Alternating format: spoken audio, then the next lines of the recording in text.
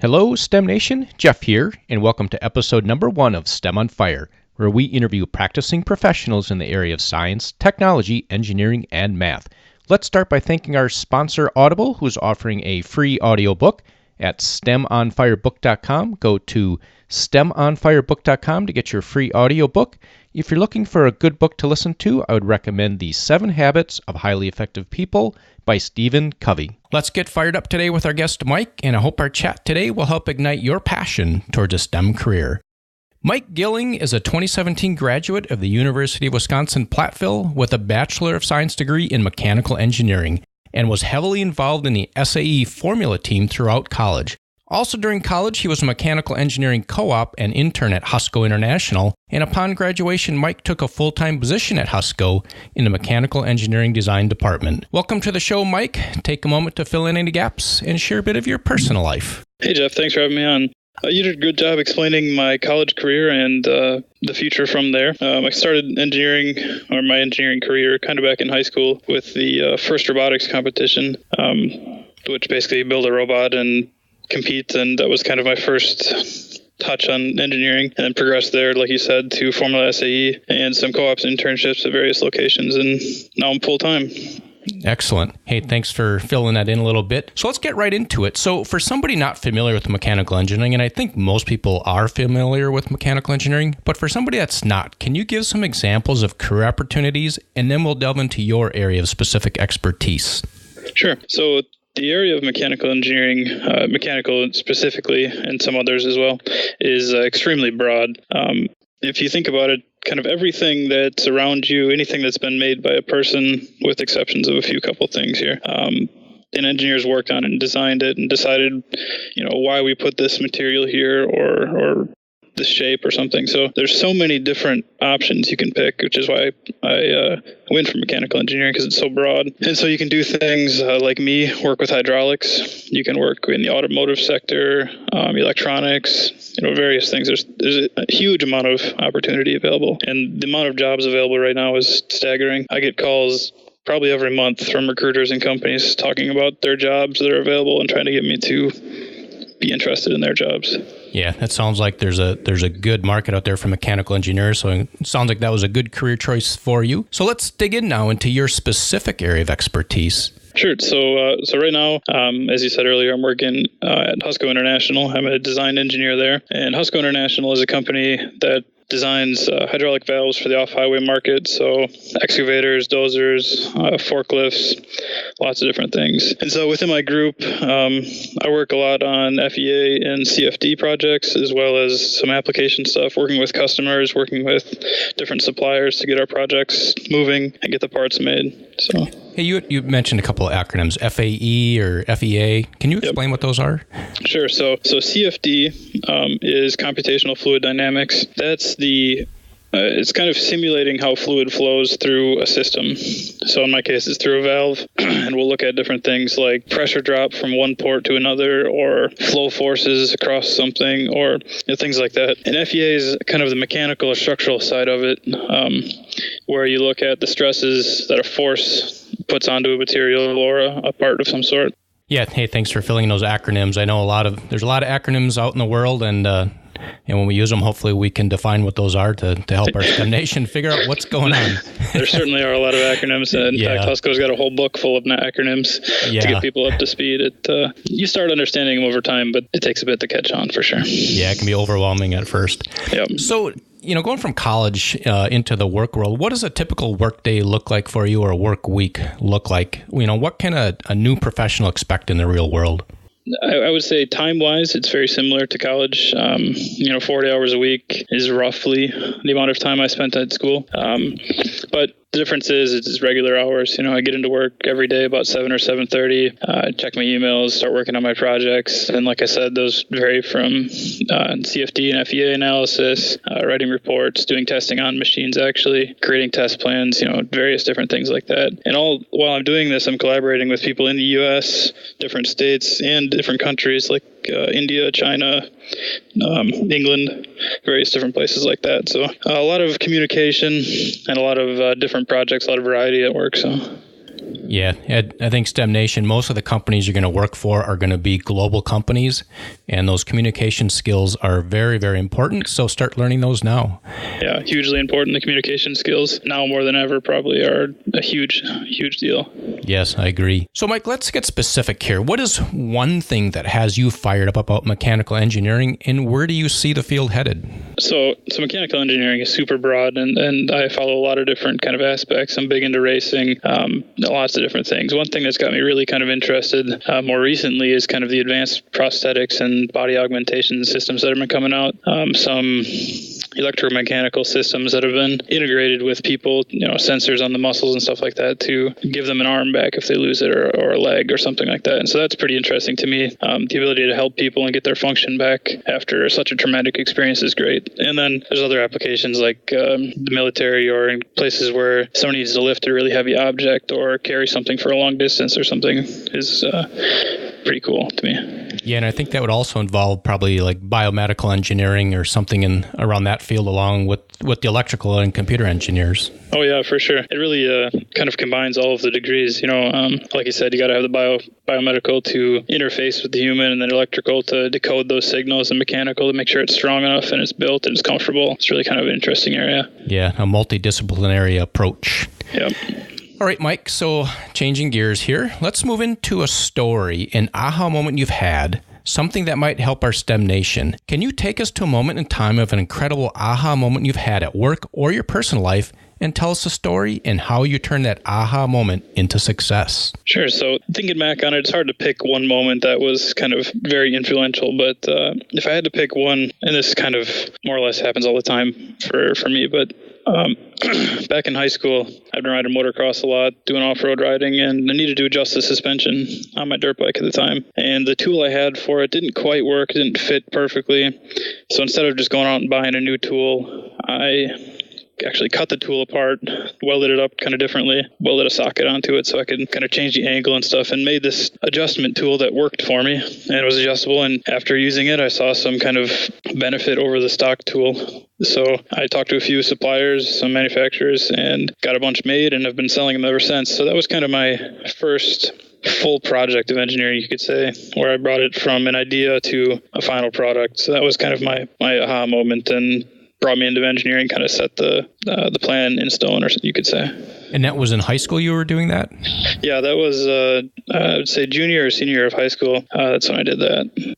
So were you able to get tools online that allowed you to do that mechanical type design, or did you just kind of draw it up by hand? Yeah, so back in high school, like I said, I was in the first robotics team, so I'd been using Autodesk Inventor for 3D modeling design, and so I was pretty comfortable with that, had a copy myself, and used that to kind of refine my design a little bit more and make it easier to manufacture, and then made some drawings up and gave those around to different manufacturers. Yeah, that's pretty fantastic. I mean, being an entrepreneur in the high school world, and then taking that into forming your mechanical engineering career, and then now a full-time engineer. So that's really cool. And it's not so much that I made a lot of money off this, or it's been this great success. I actually haven't made very much off of it. But the thing is taking the initiative to think of an idea and then see it all the way through. And to be honest, I think this project has gotten me a couple jobs over the course of my life. Companies see that initiative. They see the success. They like that kind of stuff. So that, I think, it's helped me a lot. Yeah, and I think the companies out there, they look for people with initiative, with that stick-to-itiveness, possibly even over grades.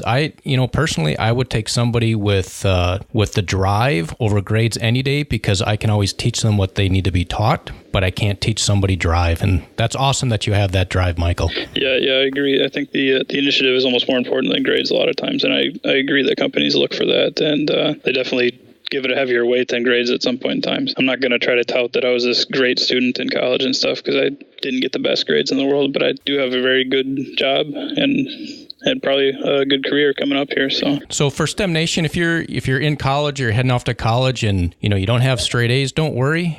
Just have that drive. Do extracurricular activities like the SAE. Do some things on the side, and just be creative, and the doors will open up for you. Yeah, definitely. Take any opportunity you can to be creative or do extra things, barring that you don't let your grades suffer too much. But because those are a little bit important. But extra is good for sure, and companies like to see that.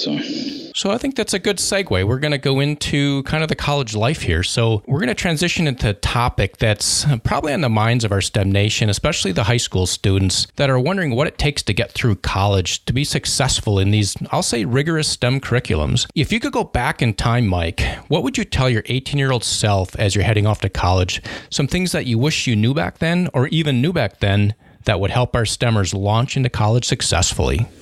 Sure. So if I were to tell myself when I was 18, the biggest thing I would tell myself is to take more risks. And I'm not talking about jumping off bridges or doing things that are dangerous and risky, but just doing things that push the limit of my comfort zone and are outside what maybe normally people would do, take more effort than people would do. And those little opportunities, you could say, like the shock adjustment tool that I made, have really helped me jump forward in my career past some of my other friends. So doing more of that, I think, would have been great. And I'd advise many people to do stuff like that. It's okay to take some risks sometimes, even if it's outside your comfort zone, and it'll pay off in the end. And if it doesn't, you can learn from the mistake, you can learn from what you did and move on with it. I completely agree with that, Mike. You have to be constantly pushing outside of your comfort zone. If you're always in your comfort zone, you're not going to learn. And I'll say the most of the things that I've learned is because I failed at them. I learned from that failure and I adjusted, and you just become much more knowledgeable by just trying things, and hope you fail, because when you do fail, you're advancing.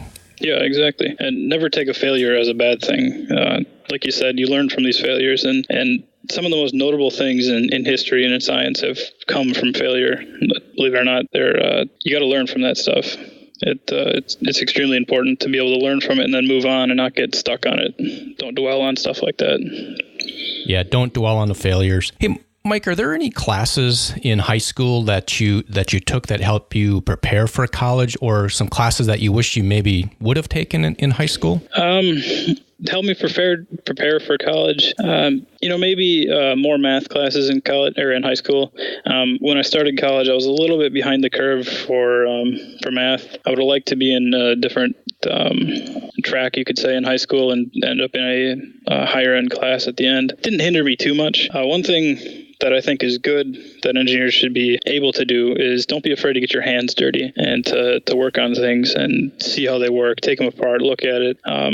That's when I was little, I used to take stuff apart all the time and drove my parents nuts, and I would eventually put it back together, but maybe it didn't work so great at the end. But I'd still learn how it worked and see how it functioned. And so in high school, I took pretty much every shop class I could to be able to see how things are made and see how they work together and why we do things in certain ways. And to know how things are made and how they work is extremely important, because I can design some really great products, but you can't manufacture them. And if you can't manufacture it, you can't sell it. So having that little inkling is pretty important. Yeah, that's some great insight, Mike. Appreciate that. We're going to turn our attention into what skills or attributes do you think are needed for STEMers to be successful as they transition from college into their careers? Yeah, so I want to take a step back first before we go to transitioning from college into careers. During college, I think one hugely important thing is to take an internship or co-op. It's an unbelievably invaluable event.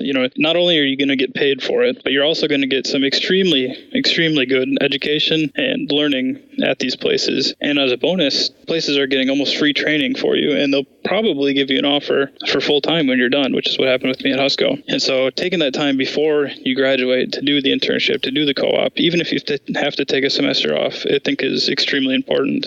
To start the full-time job, you'll have all the skills that you need from college, but to continue through that, you have to keep learning. You can't stop, because if you stop learning right when you graduate college, you're going to get stuck. You're never going to move on from there. And for some people, that's okay. If you want to move forward and you want to be really successful in your career, you can't stop learning. You got to take every opportunity you can to learn more, to continue it, and that'll lead you to be a very successful engineer. Yeah, it's a lifelong learning adventure. I've been doing this for about 30 years, and I don't think there's a day that goes by where I don't learn something new, and that's what keeps this type of career exciting, is always learning something new. I want to go back and just define what the difference between an intern and a co-op. So Sure. An internship is pretty much a summer job. So between, when you get done in the spring and you go back in the fall, you take that summer, and that's called an internship. What Mike is describing as a co-op is when you actually take a summer and a semester off of school and you work for around 8 months. And you can really delve into a project and get a lot of great experience through the co-op program. So look into the co-op program if you haven't out in college, and take advantage of that. Yep. And a lot of times the co-ops you can get credit for in college, and some colleges even require them. But I'd look at it more as a extremely good learning opportunity. And like you said, you can get a lot deeper into a project than you can in an internship. There's a lot more time involved, and you get paid more too. So that's good. Absolutely. Pay for that college tuition. It's not going down. Exactly.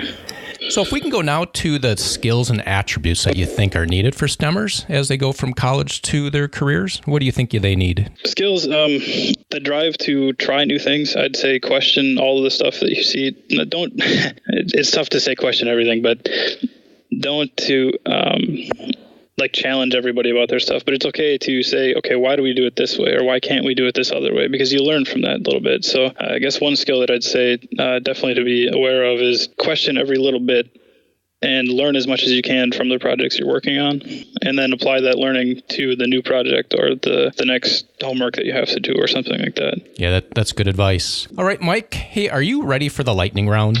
Yeah, let's do it. All right. What's the best piece of advice you've ever received? I'd say the best piece of advice I've ever received, and it sounds maybe kind of cliche, is to just stick with it and don't give up. There was a time when I was in college that I was having a really tough time. The grades weren't perfect. I was really having a hard time, and I was going to switch degrees, and talked to a few people, and they told me just to stick with it, and I ended up being able to graduate and got good grades after that. Was fine. I have a good job. And so stick with it. Don't give up. The stuff is going to be really hard. It's going to seem like you're not going to be able to get it done, but everybody does. So just keep sticking with it. It'll be worth it in the long run.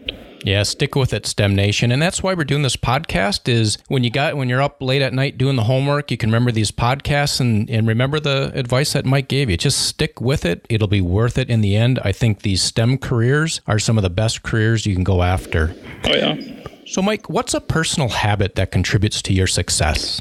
So kind of like I mentioned earlier, I tend to question everything that I'm doing. So the other day, for example, I was working on a casting, a metal casting, and there's a lot of people there that have designed these castings for years, and they have this certain way that they do it. And, I wanted to do it a different way and try this new way to develop the casting. And, I showed it to them, and they said, no, we can't do that. And I just asked them, why can't we do it? What is holding us back from doing this? And after some conversation and some time, we found out there's not much holding us back from doing it. It's more so this is what we've done for so many years. So let's try this new way, and hopefully it'll turn out to be better. So you got to try those little things. And when you ask questions and you push the limit there, and you pick up little details over time, and those little details may seem insignificant at the time, but you pick up enough of those and it adds up to quite a bit of knowledge. And so to keep doing that is really important. Absolutely. Hey, Mike, what is your favorite internet resource or phone app, and why? My favorite app, we could say,